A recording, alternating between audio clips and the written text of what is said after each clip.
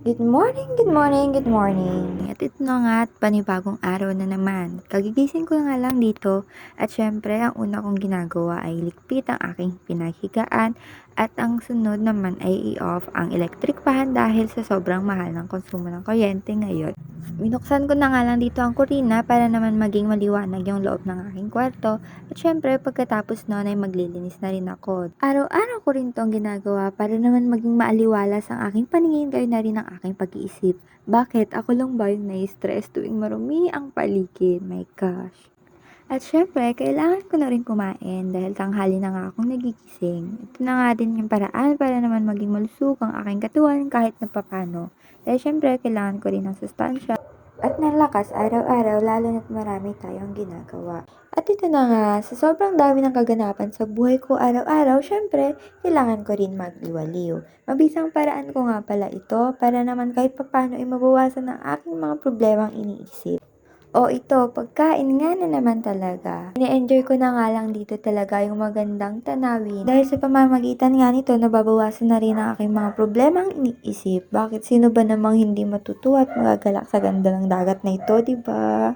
Malaking parte rin sa pangangalaga ng aking sarili ang pagkakaroon ng maayos at masayang samahan sa aking pamilya dahil sa pamamagitan din nila. Nagiging matatag ako sa paglaban sa hamon ng buhay araw-araw. Sila ang inspirasyon ko kung bakit bumabangon ako araw-araw. Kapiyar, charo. Pero seryoso, malaking bagay yung pagkakaroon ng maayos at masayang pamilya para mapangalagaan ng sarili nating mga kalusugan. Ito nga pala yung ilan sa mga pictures namin ng New Year. Makikita naman dito at baka sa mukha namin yung kasiyahan, di ba? Naku. Makikita nyo na kung gaano kabaliw ang mga kaibigan ko.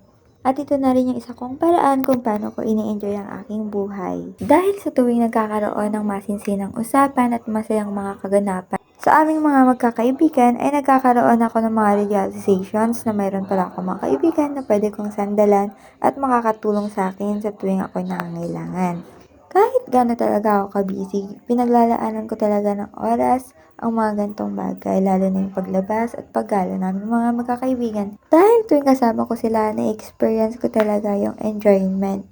Lagi kami nagtatawanan at kung ano-ano pang mapag-uusapan. O ito, nagabihan na nga kami dito. Lagot naman kami sa aming mga nanay at tatay. Baka sa susunod din na kami payagan.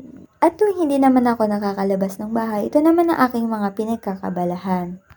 Nagpapakabisi ako sa paglilinis at pag-ayos ng aming bahay. Para naman hindi mapagalitan ni nanay, charot.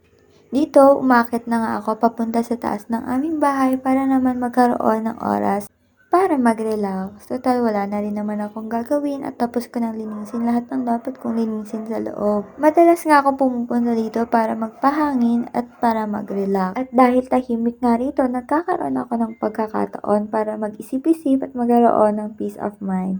Pababa na nga ako dito dahil may importante pa akong gagawin sa baba at ito na nga yun.